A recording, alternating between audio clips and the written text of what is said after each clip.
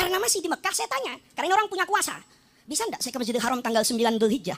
Orang bisa ke Masjidil Haram kapan saja, tapi atasi min Dzulhijjah itu rasanya mustahil. Dia bilang bisa. Begitu bisa, pas betul Pak. Ka'bah itu sedang dimandikan, itu pakai air kembang, pakai buhur. Wahabi ini saya tanya, Habib, mana dalilnya yang memerintahkan saya untuk nyuci Ka'bah? Habis itu dikasih kiswah Pak. Saya tanya, mana dalilnya? Ya saya enggak minta ayat Quran lah. Hatta hadis maudhu saya terima. Jangankan yang maudhu, asal ada dalam Al-Kutub yang biasa meriwayatkan hadis, asal ada. Dia dengan gagahnya mengatakan ada. Apa yang dibaca Habib Taufik tadi? Dzalika wa may yu'azzim sya'airallah fa innaha min taqwal qulub. Itu jadi Habib, saya mohon maaf, neresep betul nasihat Habib tadi itu. Itu yarji adz-dzikrayat, bahwa Habib itu ngomong dzalika wa may yu'azzim min sya'airillah. Itu tandanya takwa. Itu al-aslunya. Al-aslunya itu ta'zim Ka'bah. Bentuknya memandikan, ngasih kiswah. Itu hanya at-tatbiqul amali, buat sesuatu yang jadi etikat dan keyakinan kita.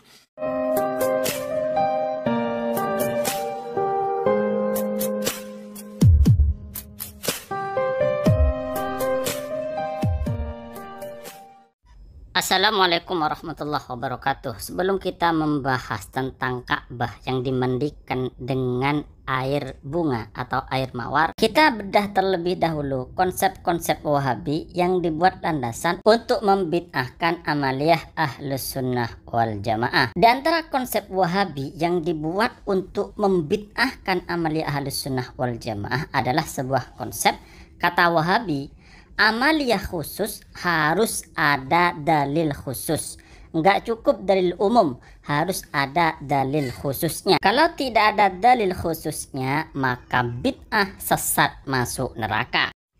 Oleh karenanya ketika Wahabi melihat dan memandang amaliyah Ahlus Sunnah wal Jamaah, misalnya seperti membaca Yasin di malam Jumat, atau salaman setelah sholat fardu, atau membaca sholawat di acara maulid Nabi, ini menurut Wahabi bid'ah, sesat, masuk neraka. Kenapa demikian? Karena kata Wahabi tidak ada dalil khususnya. Menurut Ahlus Sunnah wal Jamaah yang diikuti oleh masyarakat NU, membaca Yasin di malam Jumat itu cukup dengan dalil umum, yaitu bahwa Allah Subhanahu wa Ta'ala lewat Nabi Muhammad SAW menganjurkan membaca Al-Quran, termasuk membaca surat Yasin kapanpun, hari apapun, malam apapun. Maka ketika masyarakat membaca di malam Jumat, ya tidak masalah karena sudah ada dalil umumnya. Hanya saja kaum Wahabi ini tidak konsisten memegang teguh konsepnya sendiri. Kenapa demikian? Karena ternyata banyak amaliyah Wahabi yang sebenarnya tidak ada dalil khususnya, tetapi tidak dibid'ahkan oleh kaum Wahabi. Misalnya, kultum setelah sholat taraweh. Kira-kira ada nggak dalil khusus, dalil hadis atau dalil Al-Quran yang secara khusus mengatakan dianjurkan mengadakan kultum setelah sholat taraweh? Nggak ada, walaupun dicari dari ujung dunia ke ujung nggak mungkin ada itu dalil hadisnya atau Qurannya. Atau kajian di hari Jumat, kajian khusus di hari Minggu, nggak ada dalil secara khusus yang mengatakan atau memperbolehkan atau menganjurkan mengadakan kajian di hari Minggu atau di hari Jumat. Tapi kalau dalil umumnya yaitu bahwa di dalam Islam itu dianjurkan, bahkan diwajibkan mencari ilmu, itu dalil secara umum itu banyak, tapi dalil secara khusus nggak ada. Atau amaliyah mengadakan perayaan hari lahir negara Saudi, itu dalil secara khusus nggak ada. Belum ditemukan riwayat yang mengatakan bahwa Nabi Muhammad itu mengadakan sebuah tasyakuran karena telah berdiri negara Madinah, nggak ada. Tetapi mengadakan perayaan hari lahirnya negara Saudi itu dilakukan oleh pemerintah Saudi, bahkan disetujui oleh ulama-ulama Wahabi di Arab Saudi. Kata ulama Wahabi, merayakan hari lahirnya negara Saudi itu termasuk mensyukuri nikmat yang diberikan oleh Allah Subhanahu wa Ta'ala. Jadi Wahabi menggunakan dalil umum untuk memperbolehkan mengadakan hari perayaan kelahiran negara Saudi.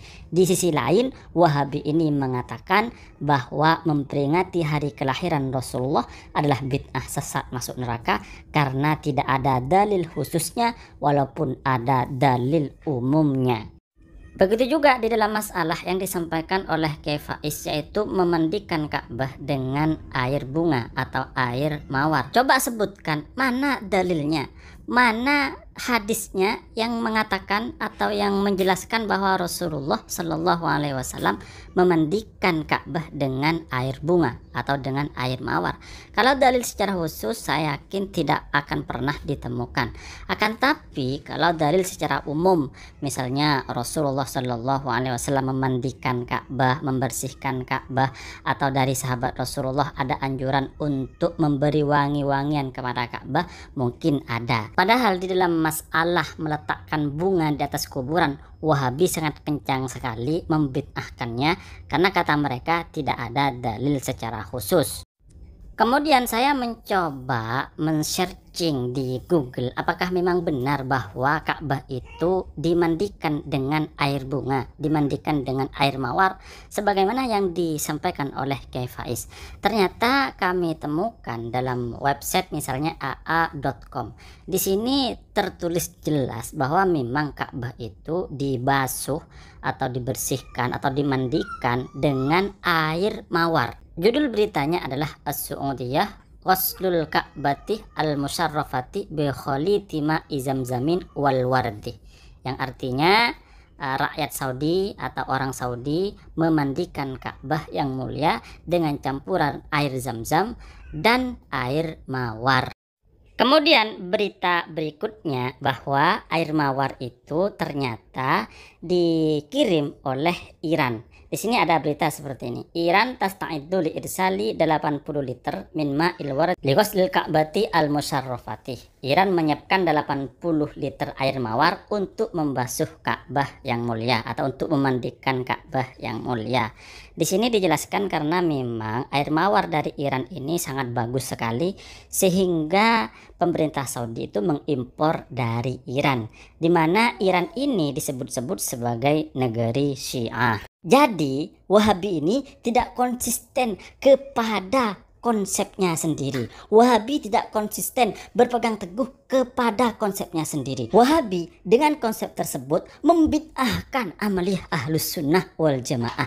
Akan tetapi amaliyahnya sendiri tidak dibid'ahkan. Ini kan pemikiran yang kacau dan pilah-pilih, membuktikan bahwa Wahabi ini memang sesat. Kenapa? Karena di antara tanda kesesatan adalah poyang-paying atau tidak konsisten atau saling bertabrakan antara satu dengan yang lainnya.